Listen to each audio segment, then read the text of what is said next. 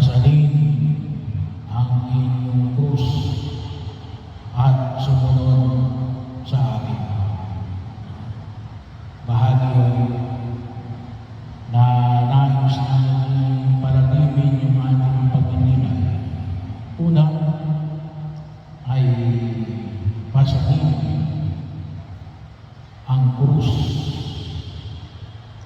Bahagi yun pagkakataon na kung saan ay makita natin kasi kung minsan ang tao ay ayaw lang ngayon yung pinapasan. Umaalis kapag nahihirapan. Ang hamon ng lipunang ginagalawa natin ngayon ay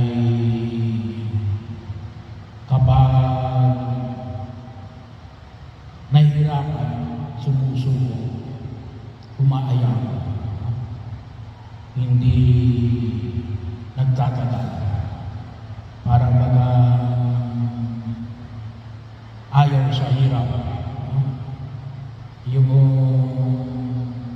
lipunan na ginagalawan namin ngayon, kung makakaiwas sa hirap, iiwas sa hirap.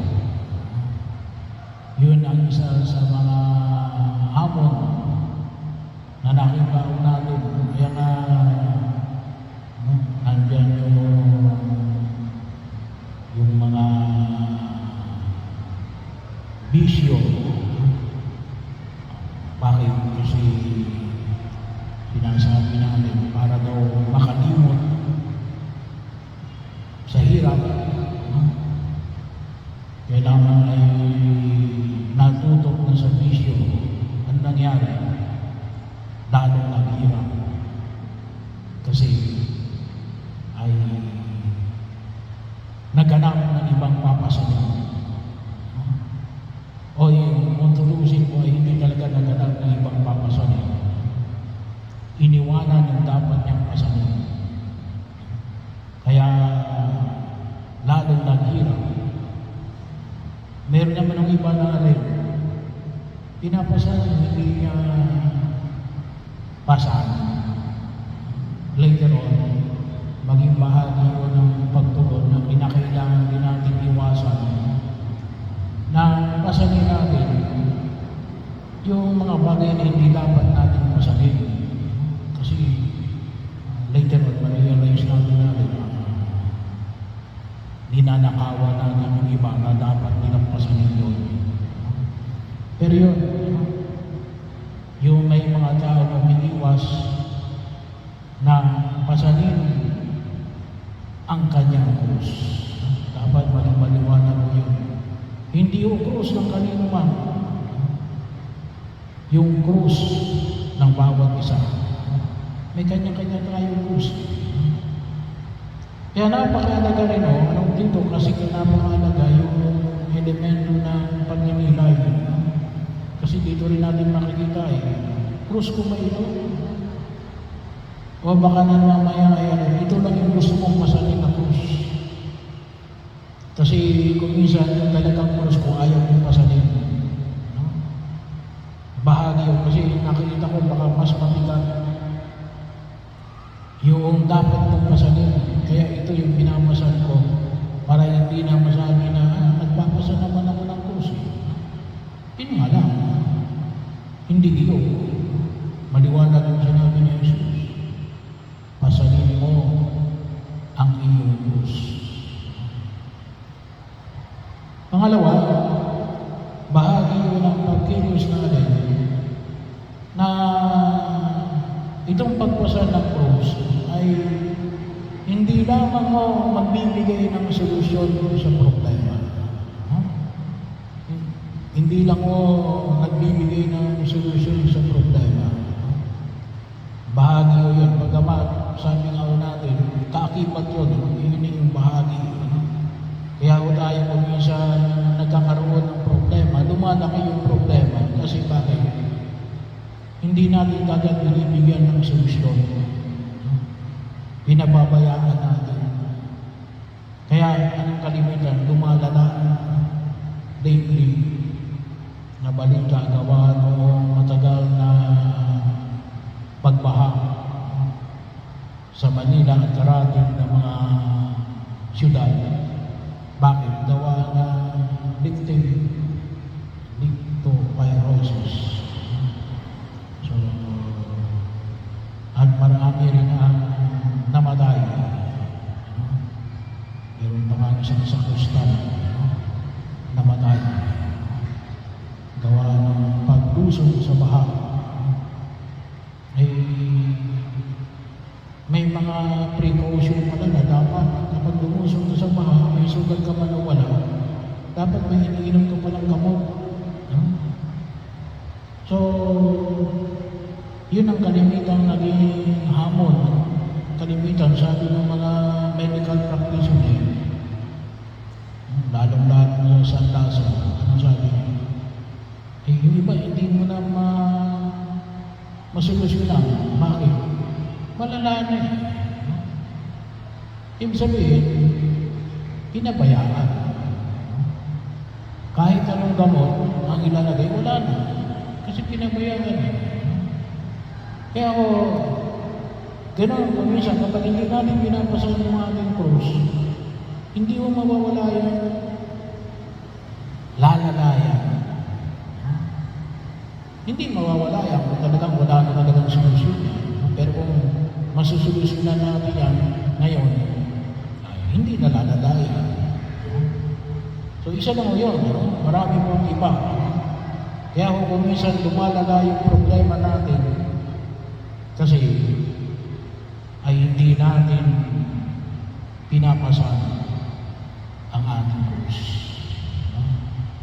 Pangatlo, yung pagpasan natin sa krus, bahagi yun na pinaalala sa atin ng Panginoon natin. Sumunod ka sa akin, itakwil mo ang iyong sarili. Kasi alam naman natin, always yung hamon ng paanayan na yung susunod. There is, akong tawagin natin ay alin, mayroong pagbabahagi ng tinatawag natin pagsasakripisyo. We will detach ourselves from something na gusto natin. Maaring yun ay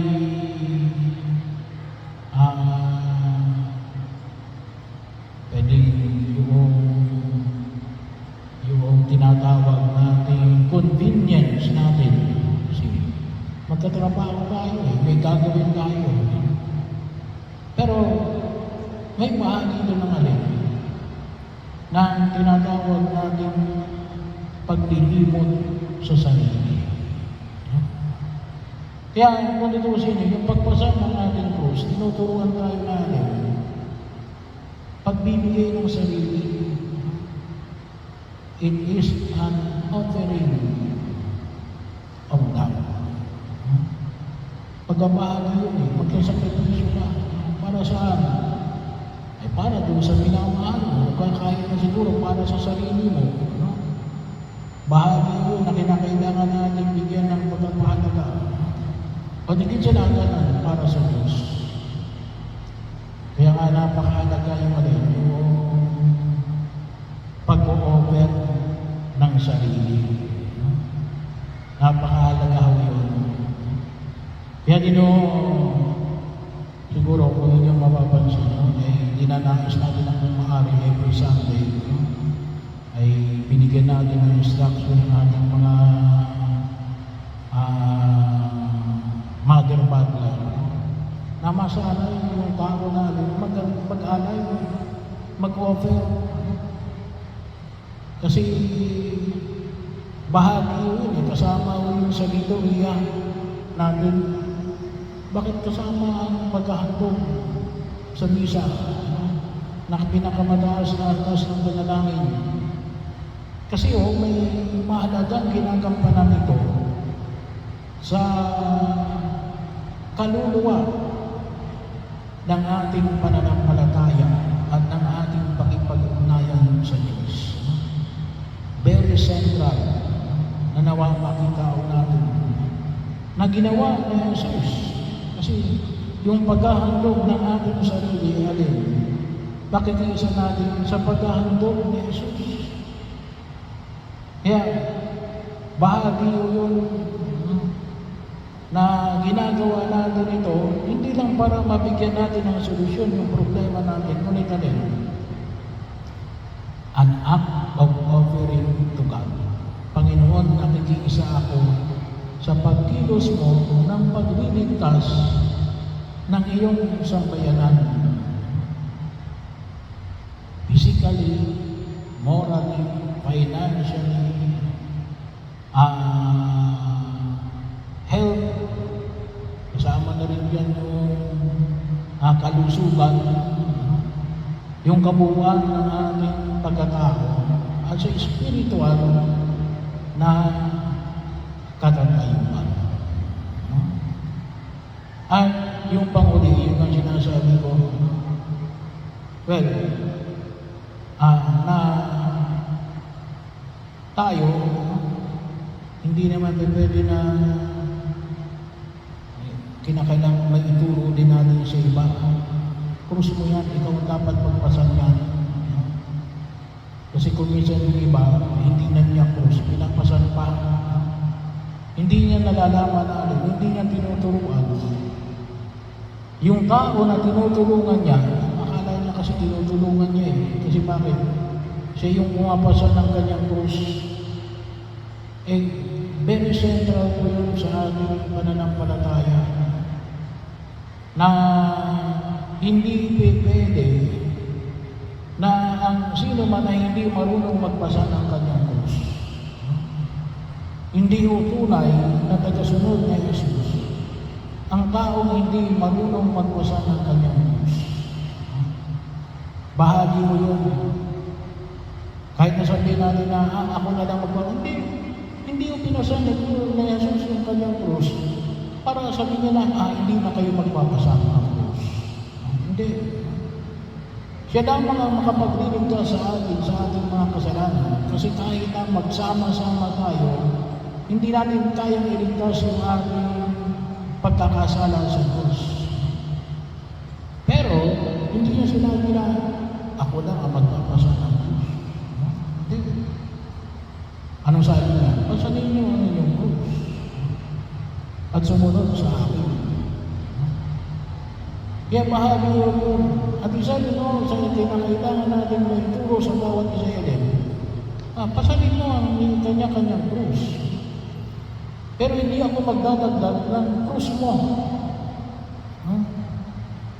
Baka mamaya kasi may mga taong wala nang ginawa kundi pabigat sa iba. Hindi naman depende yun. Kung maaaring sabi nga natin. Kasi ano talaga yung kalimitan magiging krus natin?